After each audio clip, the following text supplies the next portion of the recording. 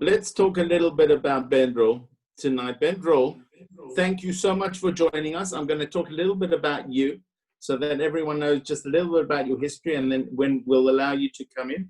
Ben Dror Yemini was born in Tel Aviv to a Yemenite Jewish family, studied humanities and history at Tel Aviv University, and then pursued a degree in law. After graduation, Ben Dror worked as an advisor to the Israeli Ministry of Immigration and Absorption and became a spokesperson at the ministry. In 1984, Ben Dror began his career as a journalist, a well-known journalist in Israel. His book, Political Punch, is a critique of politics in society in Israel. Between 2003 and 2014, Yemini has been the opinion page editor for the Ma'arif.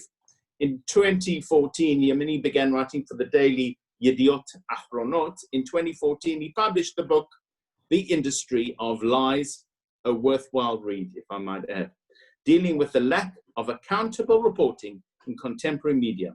Most of the newspaper articles tended to refute what Ben Dror regards as anti-Israel claims. Ben Dror has published many articles about the Israeli-Arab conflict, in which he examines the issues of genocide, refugees, Palestinian and Arab capital, the status of Israeli Arabs, multiculturalism, and the status of women. So without me going on too much about Ben Dror, I'm going to, without any hesitation or delay, introduce you to our fantastic and esteemed guest tonight. Ben Dror, you have the floor. Thank you so much, Paul. Thank you for having me. Thank you for hosting me. Now, everyone can see me? Everything is okay? Yes. Okay, and you see the presentation? Yes. I'm just asking just to be sure. Okay, so good evening again. In order to understand the whole story of Nakba, the Jewish Nakba in general, we must have a kind of historical background of what is a story, what was in that time.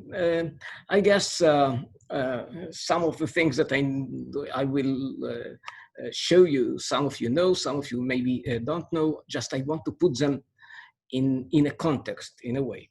So just to bear in mind that, just a minute, I want the presentation to work, and it's not working yet, just a minute. Okay, now it's much better. Anyway, in order to understand what we are talking about, just to bear in mind that when Zionism began, it was the age of empires. I mean, most of the world was ruled actually by empires, not by states. And empires, one by one, the Austro-Hungarian Empire, the Ottoman Empire that you see now on the screen, and later on Yugoslavia, it was a kind of empire, all collapsed. And actually, in order to understand why Zionism, we have to remember that Jews were persecuted in many places around the world, in the West, in the East, in the Arab countries, in the Muslim countries. And many people strived for one thing, for independence, for liberation. They did not want to be ruled by empires, by foreign powers. So a huge war, a huge campaign was in order to achieve this kind of independence. And we cannot understand, for example, the Balfour Declaration without understanding the idea of self-determination that began to prevail. Now, the Balfour Declaration was at the end of the First World. Before the Balfour Declaration, there was something of that kind by the Foreign Ministry of France, actually, a letter that is recognizing the right of Jews for self-determination. Later on, at the beginning of 1918, there was the very famous declaration of Woodrow Wilson, who was the president of the United States in that time, the 14 points.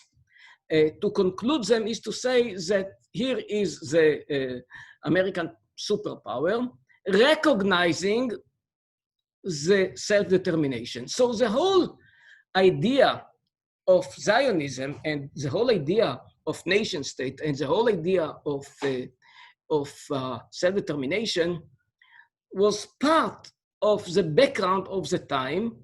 And when other peoples strived for self-determination, Jews were part of the story. They also wanted in the very same time, because other people could argue, yes, we are persecuted by the superpowers, by the empires, but Jews were persecuted more than other people because they were persecuted as a minority, they were persecuted as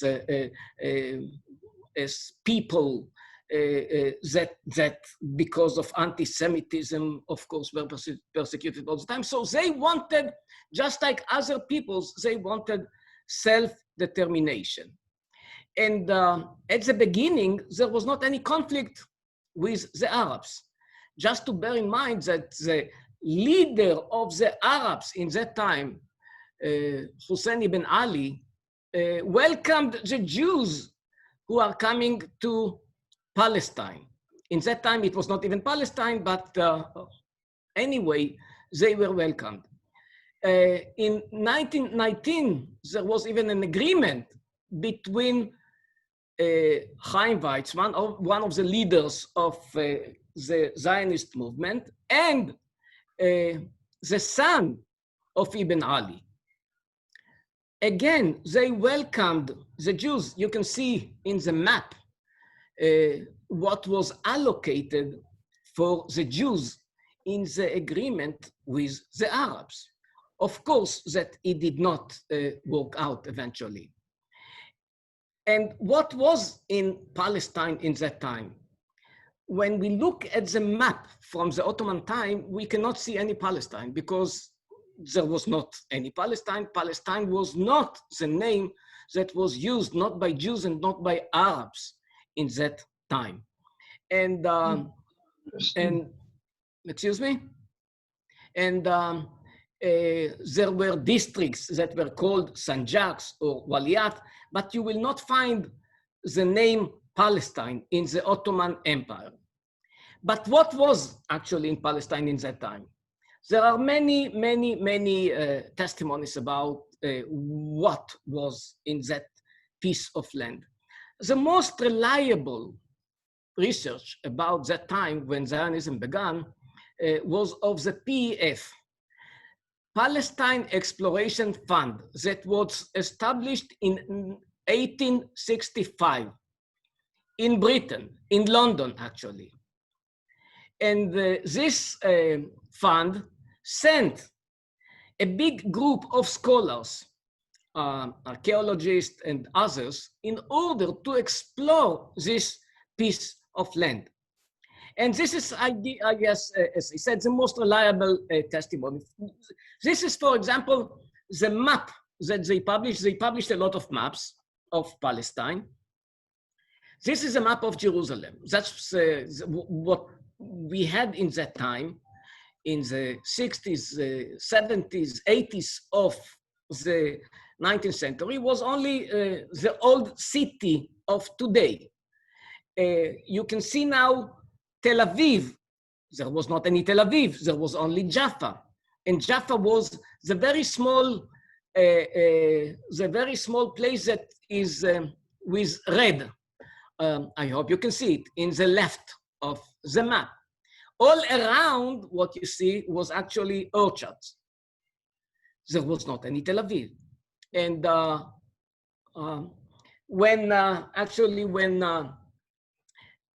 the idea of self-determination began to prevail, the outcome was nation states.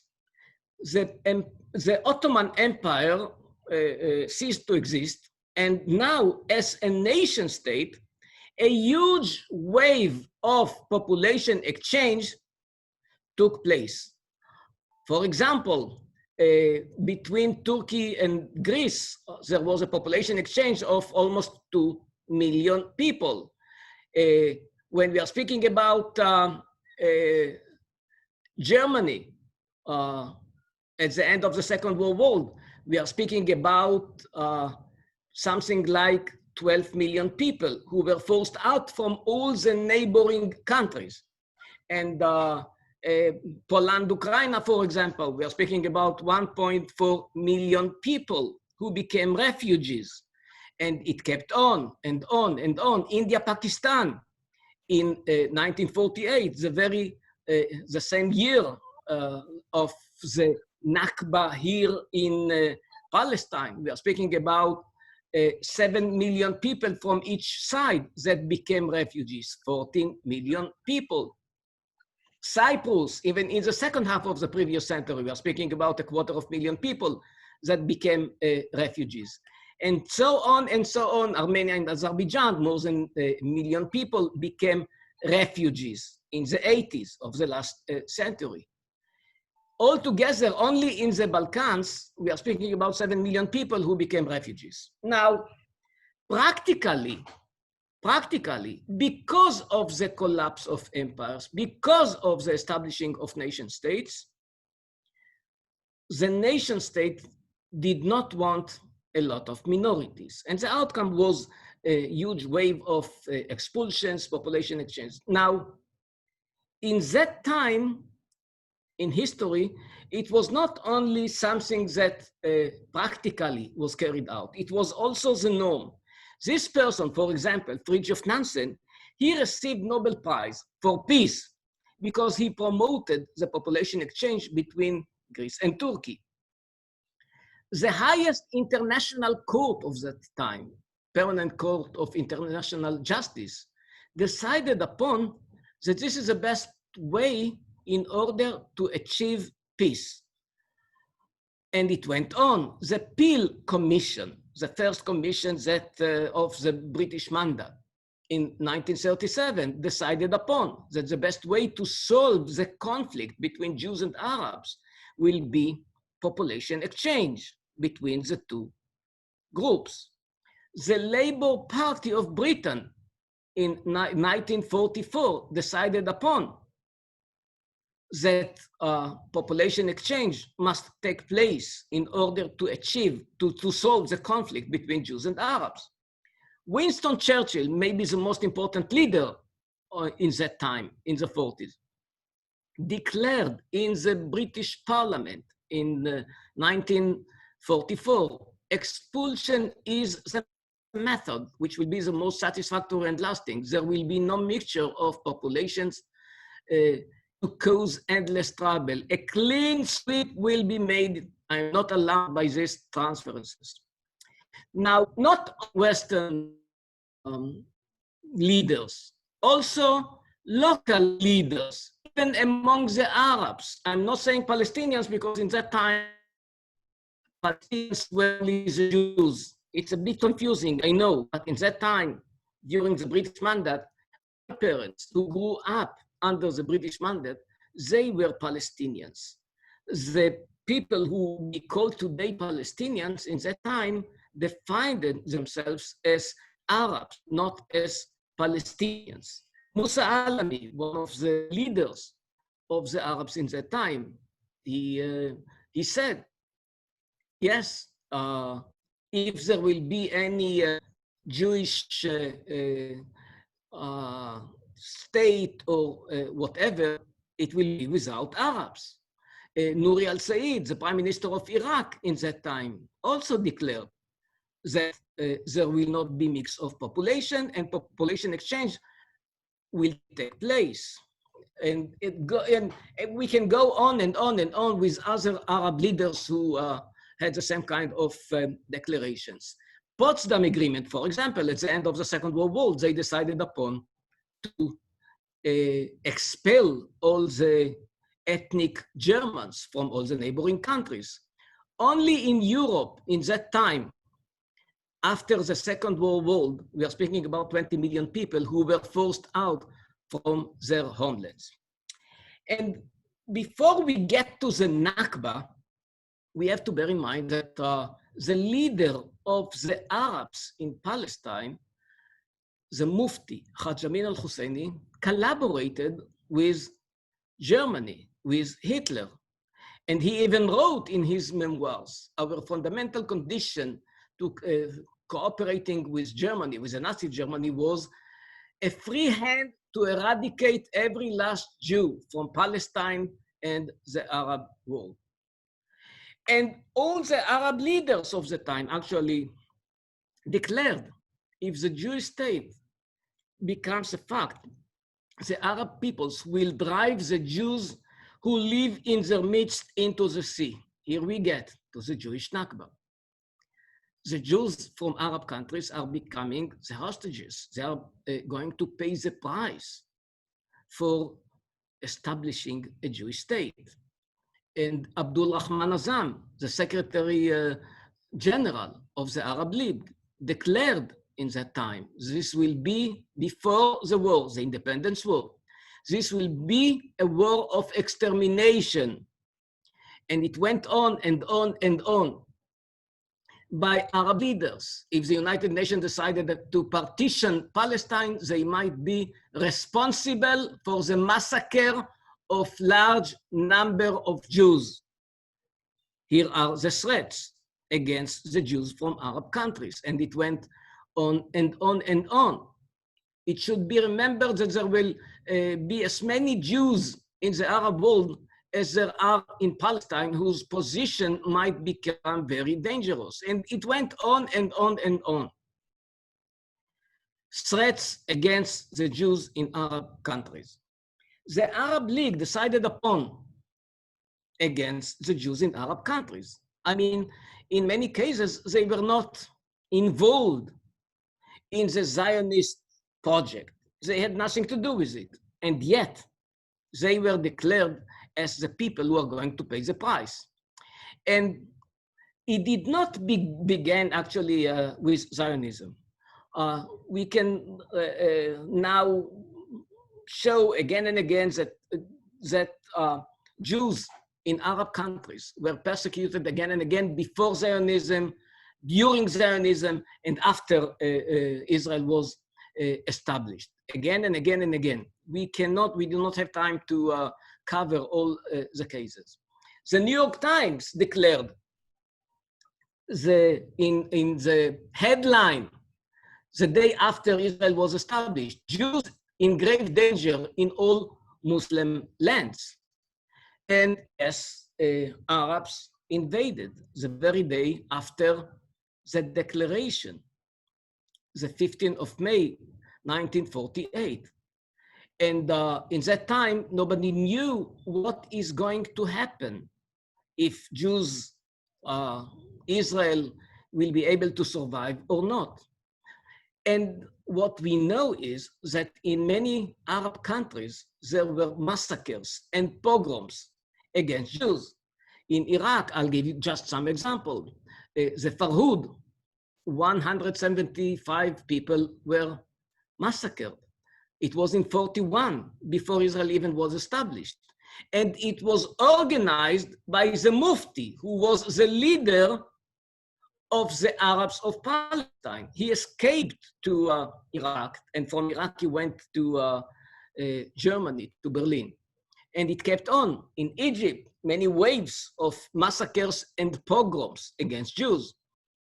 It went on in Aden, when 82 Jews were killed in a huge massacre. It went on in Syria, in some places. It went on in Libya, where Jews were massacred again and again.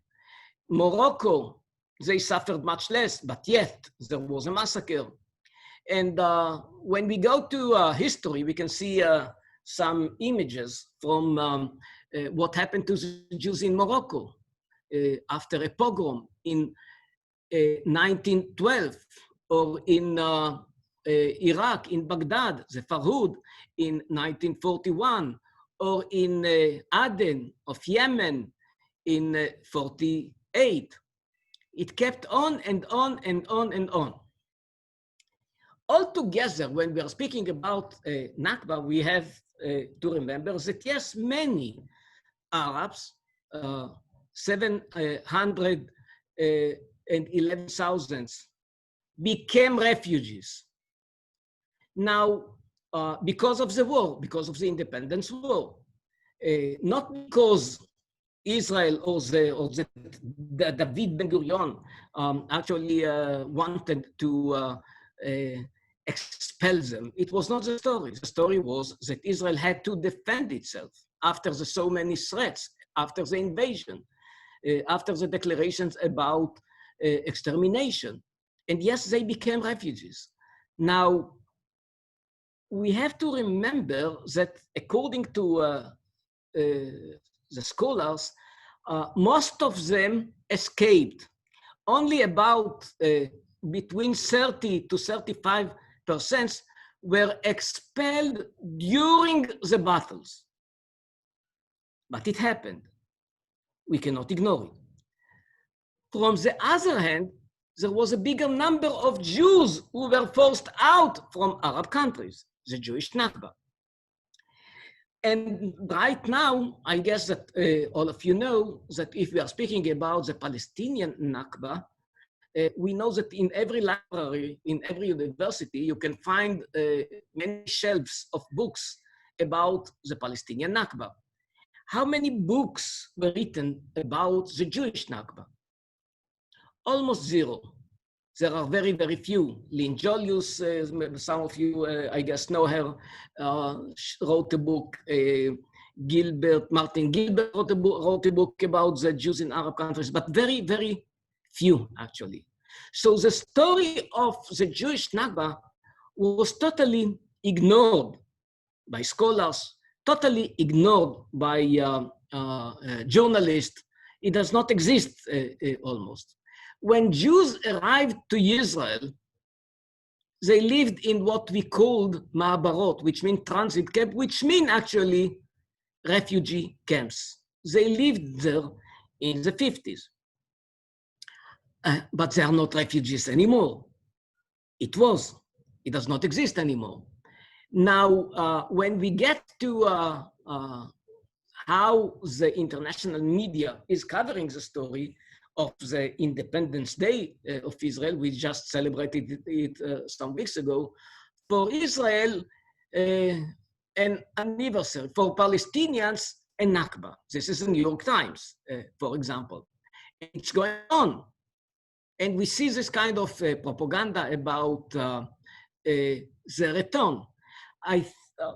As we all know, the most important story of Palestinians until today is the return, the right of return. All the demonstrations that took place in the last 2-3 years in the Gaza border were not about peace. They were about return. And that's what they carry many times, these peaceful demonstrations as they are defined by the international media. If now, many times we can read about how Israel actually confiscated the property of the Palestinians. If we check the facts, we find out that actually what Jews left behind, what was confiscated from Jews, speaking about lands and property, was of a much higher value comparing to the property that was left behind by the Palestinians. But it is, as I told you, totally forgotten. When we speak all together about what happened in the previous century, we find out that speaking about that time, 60 million people became refugees. 60 million people because of population exchange, because of ethnic cleansing. Out of the 60 million people from that time, no one actually is a refugee today. It's over. Ethnic Germans, they are not refugees anymore. They integrated to Germany.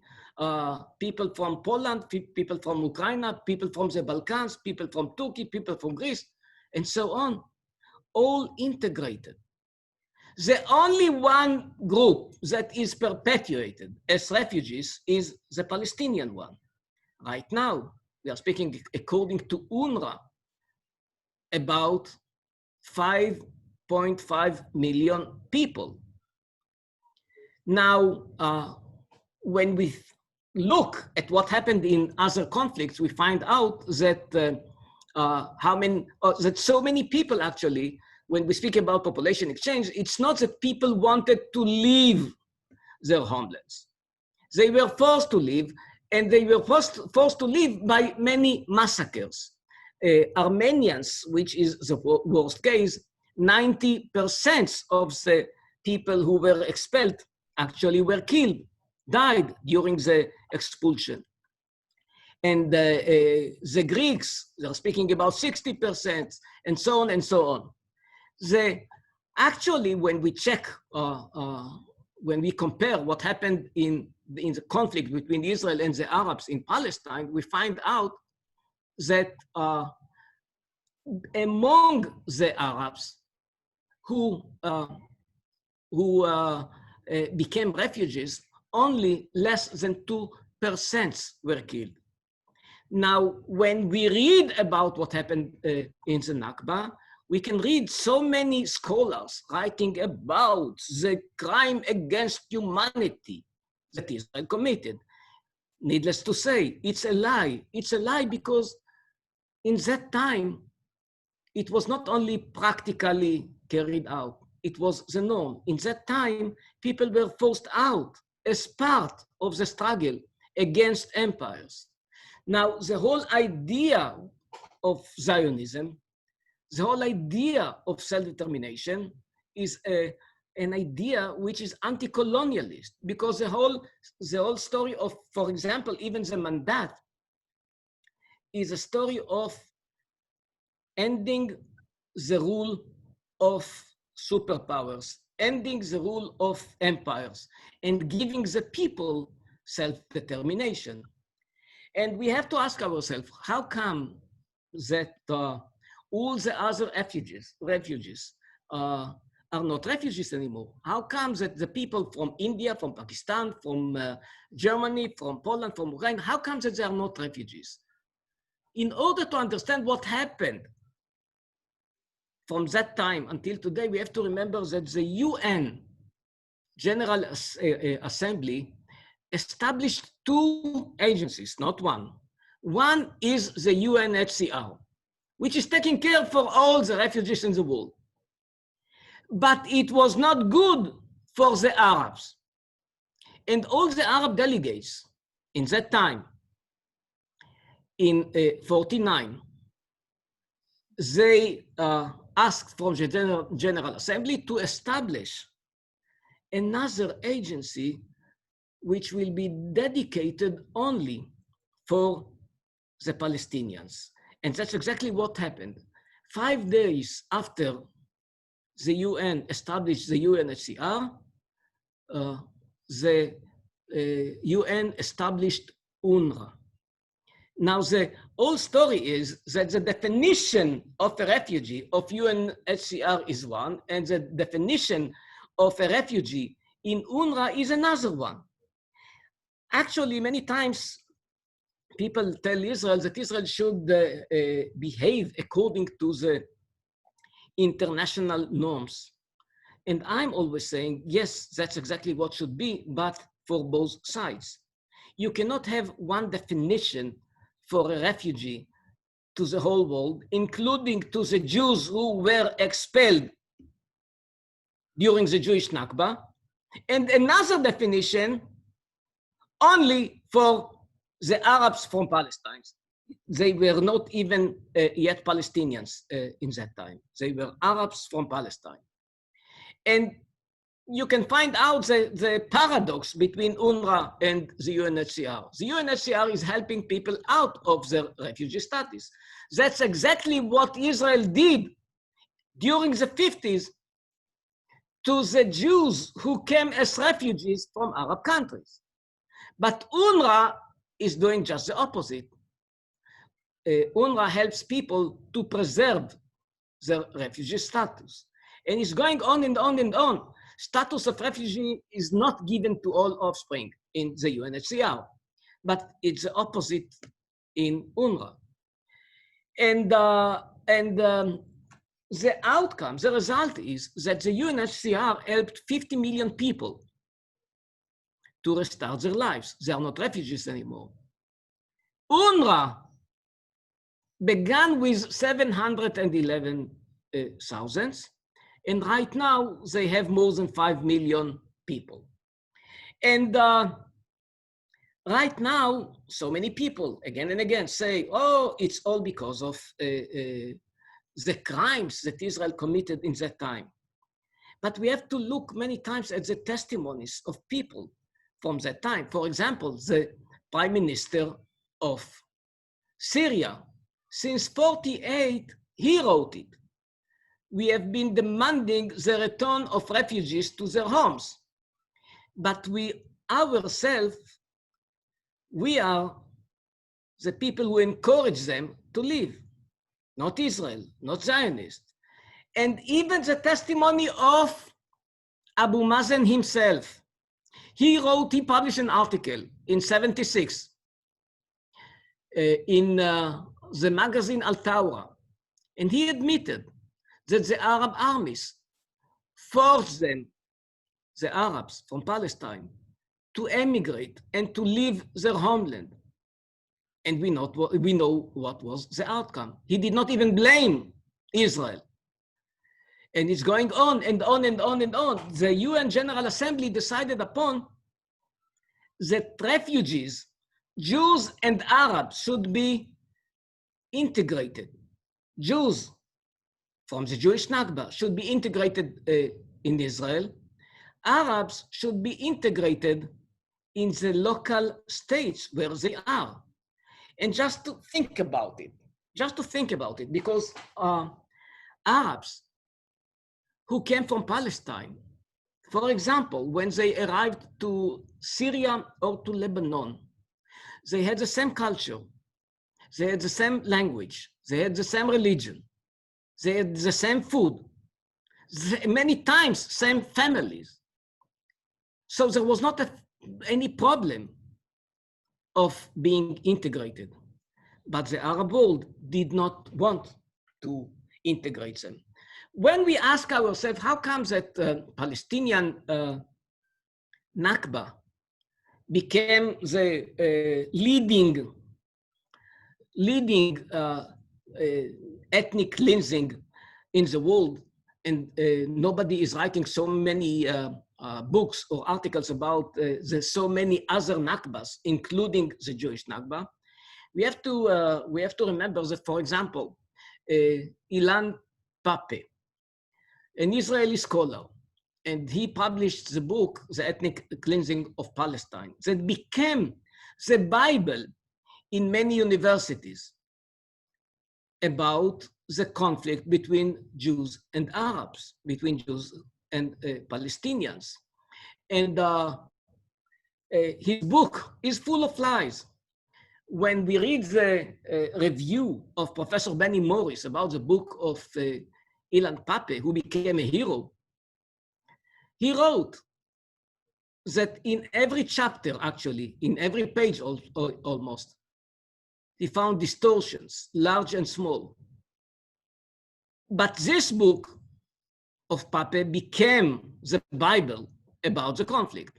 When Pape himself admitted that he is actually lying, the struggle is about ideology, not about facts. We try to convince as many people as we can. We do it because of ideological reasons, not because we are truth seekers. It's unbelievable that in the scholarship of today, people even admit, yes, we are lying because we have our political bias. When we nowadays and how people look at what happened in that time, you find out people like Robert Fisk. I guess you know the name even better than me. When he wrote about an article about the rockets from Gaza, he actually justified the Hamas, because he wrote, so when you hear Israelis speak about the terrorists firing rockets into Israel, the Palestinians in Gaza can say, in many cases, that they are coming from families who left Palestine in 48, which means what they're doing in launching rockets is justified. The same, by the way, the same justification is expressed in Israeli newspaper by Israeli scholars. Launching rocket from Gaza and so on must be an attempt to remind the world that Israel and also the Palestinian leadership, that the refugee question is still alive and kicking.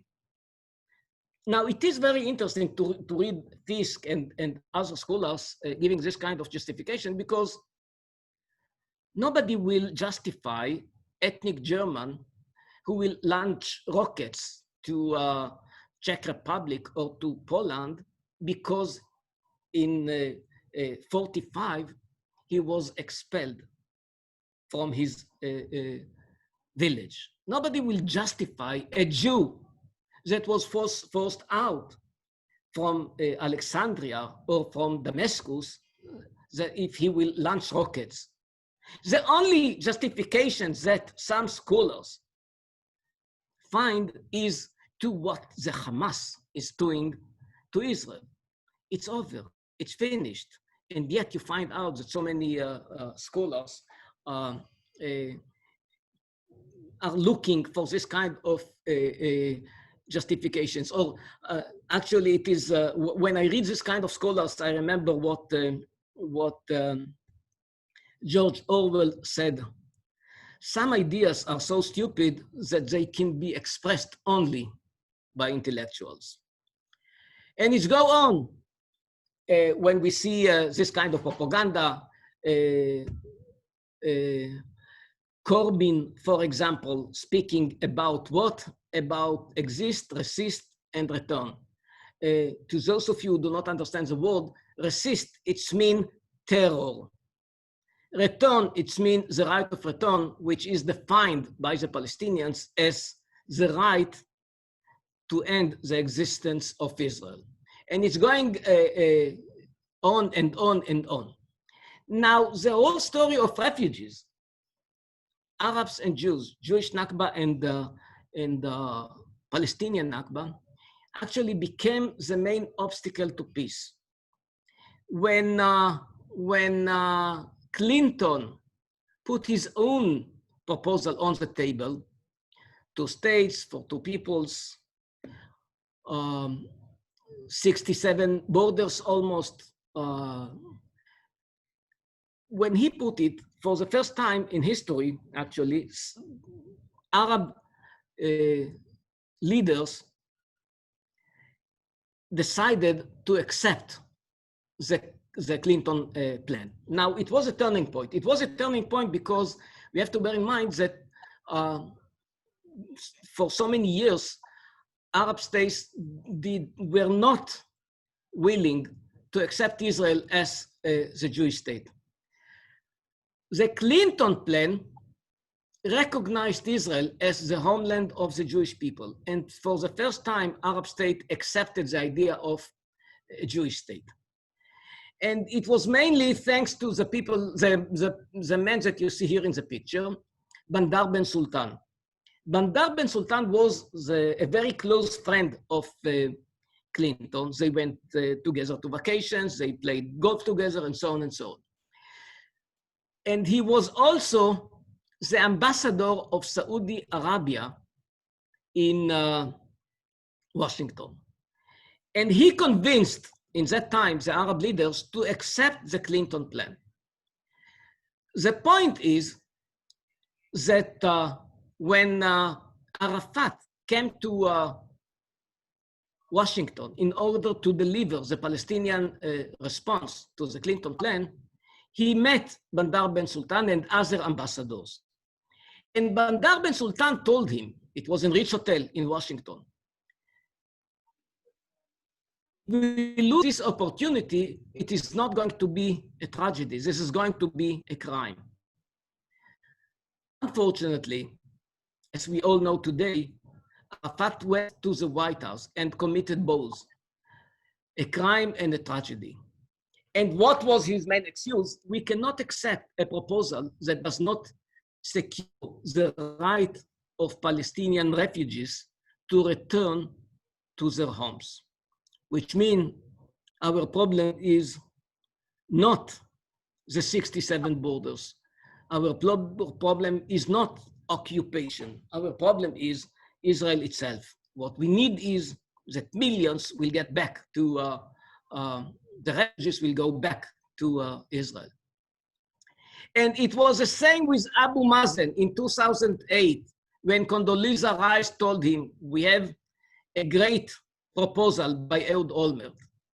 And his response was, I cannot tell 4 million Palestinians that only 5,000 of them can go home.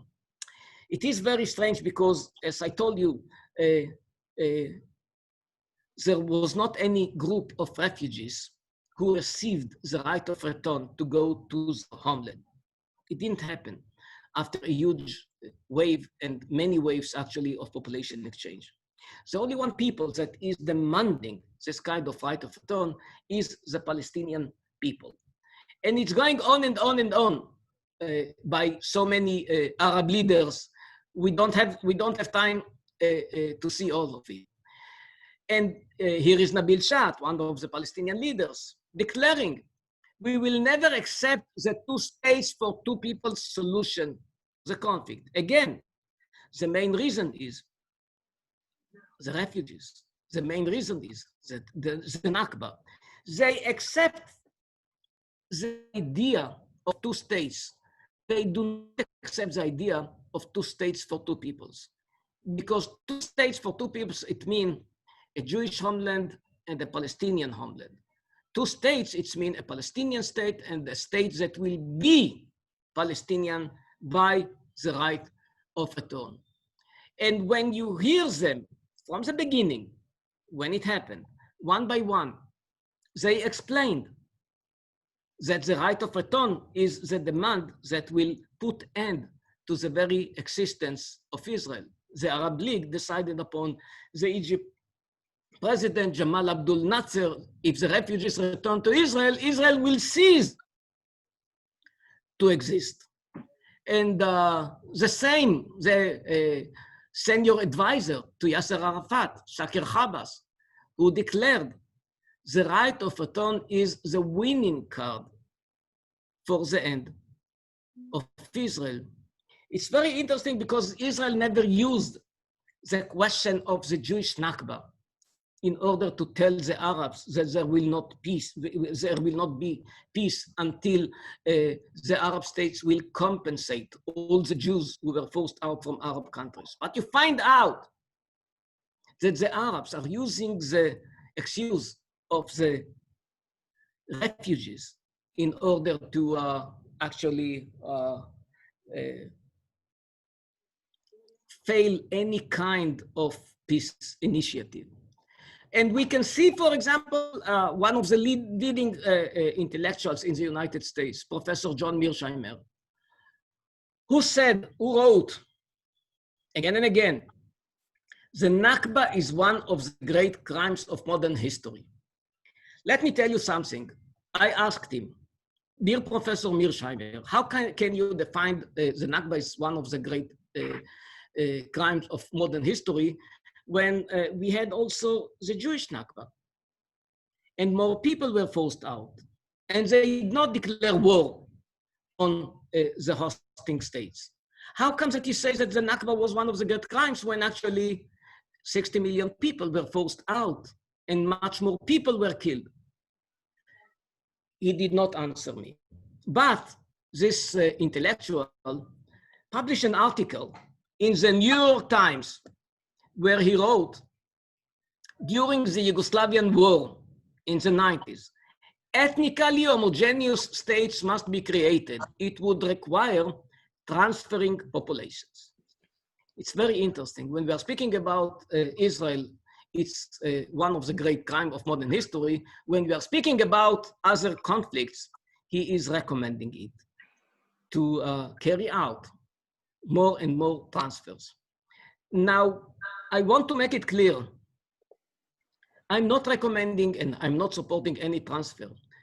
All what I'm saying is that in that time, speaking about the 40s and before, speaking about the time of the Palestinian Nakba and of the Jewish Nakba, it was the norm. It happened in every conflict.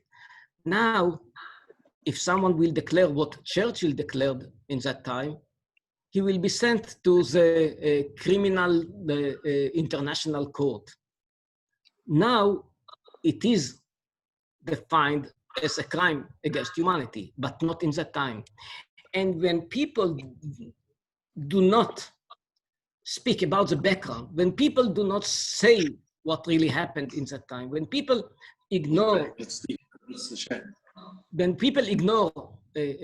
history and background and the norms of the time, they can, one, blame Israel that Israel committed the crime, and mainly, they totally ignore the fact that we are speaking about actually population exchange.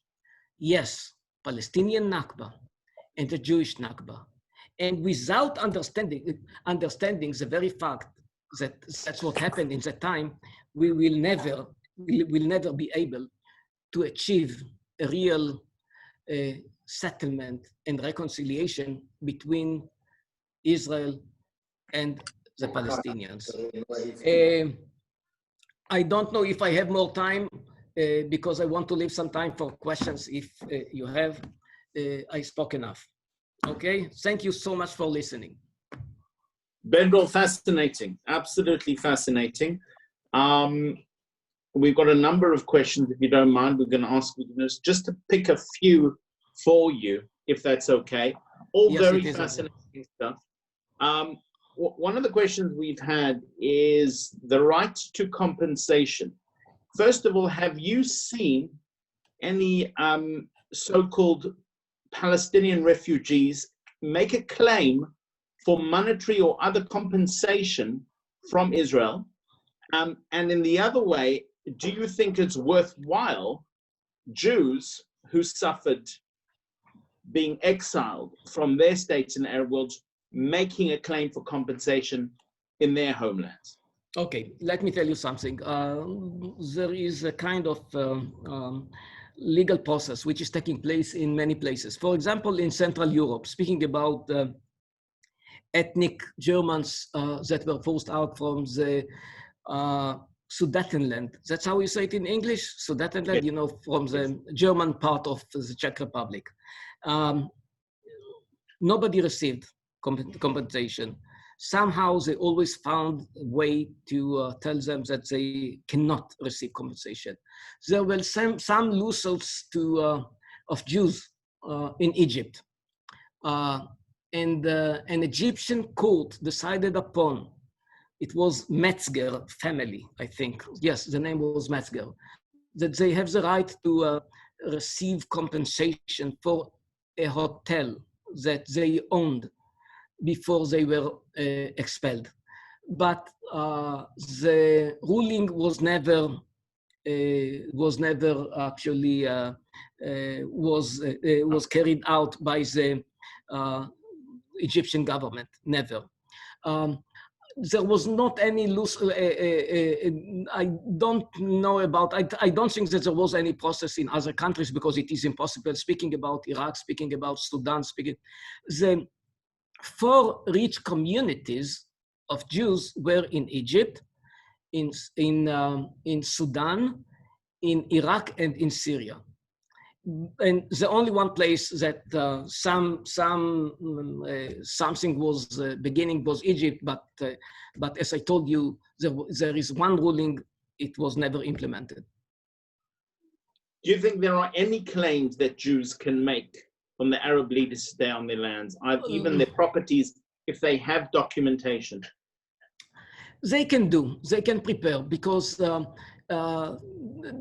as we all know, for every single claim of a Jew about what he left behind and what was confiscated from him.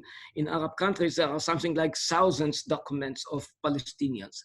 If you really calculate what Jews left behind, speaking about property, speaking about money, speaking about lands, it is of a much higher value. I mean, there are some researches that were published about it, but nobody really thinks that it can be achieved. So yes, it should be done. It should be somehow be registered or whatever. I mean, I know that there is one ministry here in Israel that is dealing with it, but I don't think that the solution will come from this way. It should come by the way of telling students, telling scholars, you cannot ignore the Jewish Nakba. You cannot ignore the fact that Jews were forced out. You cannot ignore the fact that property was confiscated. That's what we have to say. To tell you that there is any chance to receive the property back, I don't think so. I don't. Thinking about what's happening in Syria and other places, and Egypt, which is highly poor, and Iraq, there is no way to receive compensation. I don't think so, unfortunately. We see this argument being made around the world. Have you seen any government or official accept this as an argument? Have you seen the United Nations accept the Jewish Nakba? Have we seen anywhere that the work that you are doing and others are doing to try and get this take hold? Is it taking hold anywhere? Yeah. What else should we be doing? The first leader that recognized actually the Jewish Nakba was Bill Clinton. He spoke about it, and he said that when we will begin to speak about compensations, it should be for both sides. He recognized. He was the first. I mean, frankly, I can tell you that he did it much more than some Israeli leaders.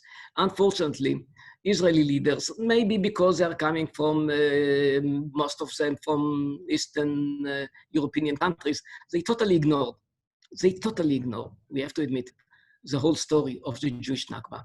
It's changing. In the last 10 years, it's changing. My contribution was the article that I published something like 15 years ago, titled The Jewish Nakba. I think the first time that this definition was used, I think it was in my article. And something began, but it's not enough. You hear again and again Palestinians speaking about the Palestinian Nakba. You do not hear enough. Yes, of course, I give lectures in many American universities, in research institutions, and I give lectures to parliaments. I do speak about it. I do speak about it quite a lot. And there are some other people who speak about it. I mentioned Lynn Julius, but not enough. We have to do much more, not in order to put obstacles to peace, just the opposite. And when I say it also to my Palestinian friends. Enough to delude yourself with the fantasy of the right of return. Nobody received it. Jews were expelled from Arab countries. Enough. It's over. It's part of the past. But we have to say it and we have to emphasize it just in order to understand that we are speaking about one more event of population exchange, just like what happened in so many conflicts in that time. In your opinion, what does the future hold for UNRWA? And if UNRWA is not going to last for however long you think it's going to last, what will then happen to the numbers on the refugee status for Palestinians? Unfortunately, the only one place that things are taken seriously is in Washington, in the Congress, not in Israel. I mean, it's a kind of tragedy that Israel is not really dealing with it. But in Washington, it was decided upon, even during the Obama time, to begin to inquire what is the story with them. How comes that we give them so much money and actually what they do with the money is just to perpetuate the problem and incitement in their textbooks and so on. So they began a process of checking, and one of the outcomes was that Donald Trump I do not admire him. I don't want to go now to politics, but one of the things that I support that he did is to stop to fund UNRWA enough. UNRWA is the problem. UNRWA is not the solution. So we see the numbers continue to grow, Palestinian refugees. As a new Palestinian is born, so he becomes an automatic refugee. Is there any way, if we at least try and work on one part of UNRWA, do you think that's a battle worth fighting for? Yeah, it's a good question because two research conducted in Lebanon, which is the biggest place of refugees, 500,000 almost, according to UNRWA. And it is very interesting. The two research, one was by a university in Beirut, and one was a census of the Interior Ministry in Lebanon. The two of them found actually that we don't have any 500,000. We have something like 170,000, which means something like 35% of what UNRWA is arguing, which means that it's all based on lies. Speaking about the refugees in Jordan, they are citizens of Jordan. How come that you speak about Palestinians in Jordan when they are Jordanians with ID card? It's against the rules of the definition of a refugee. If you're a citizen, you cannot be a refugee. So we have to expose the so many contradictions and paradox and lies about the whole story. But as we all know, it is used mainly as a propaganda against Israel. And we have to expose the realities. We have to expose the truth. We have to expose the research, not as a propaganda. But the moment that we stop this kind of propaganda, the moment that we expose the realities about the Jewish Nakba and the Palestinian Nakba, we passed halfway to achieve reconciliation. That's why, and when at least me, I'm speaking on behalf of myself, when I'm speaking about Jewish Nakba and other issues against the industry of lies, it's not because I'm against peace. To the contrary, it's because I'm willing to make peace. I'm willing to concessions. Don't tell anybody because nobody hears. I am not a right-winger in Israel. I'm not a big supporter of this government. So whatever I'm doing is first in order that people will know. And second, yes, I'm pro-Palestinian as I am pro-Israeli. We see some organizations, people organizing talks about Jewish refugees from Palestinian lands here, but we haven't seen a hugely organized coalition of people come together to do that. Do you think it's worthwhile, Jews from different lands, from Arab lands, coming together and maybe creating a seminar and trying to get the word out there? I think that there are some organizations that are trying to be a kind of an umbrella organization in order to include a lot of, I'm invited to speak in many places for many NGOs in some places. There is Jimena, and there is the organization Wojak, and there are some. They don't have the so many millions of dollars, or to put it in the right way, hundreds of millions of dollars as the Palestinians do. And they don't have the support of the Israeli government. Okay, lately Israeli government is beginning to understand that it is something that we should speak about and we should expose, but not enough. So things are happening. I'm not a good organizer, otherwise I would do it, but people should do it. I limit myself to research and lecturing, but yes, it should be done. It should be done. It can be part of the way in order to achieve a global awareness to the real facts. Yes. Ben-Dror, do you think religion plays a part of this, not just political and ideological? Yes, of course, Jews were persecuted in many Arab countries because they were Jews. They were considered dhimmis, which mean in a way protected but inferior, to make it short. Um, and they were persecuted even before Zionism. They were, I mean, in sometimes just as Bernard Lewis, the great historian, or Martin Gilbert, as they defined it, and they did it better than I did. It was not as bad as in the Christian countries. But it was not as good as some people imagine. Yes, Jews were. My story is that my grandmother actually, when she was very young, she escaped from Yemen. She escaped, and she had no idea. 100 years ago, at the end of the First World War, she had no idea what Zionism is. She did not know about the Zionist movement, but she had to escape because Jews were persecuted in Yemen. And she escaped with a group of Jews to Port Said in Egypt, and from Port Said to Eretz Israel.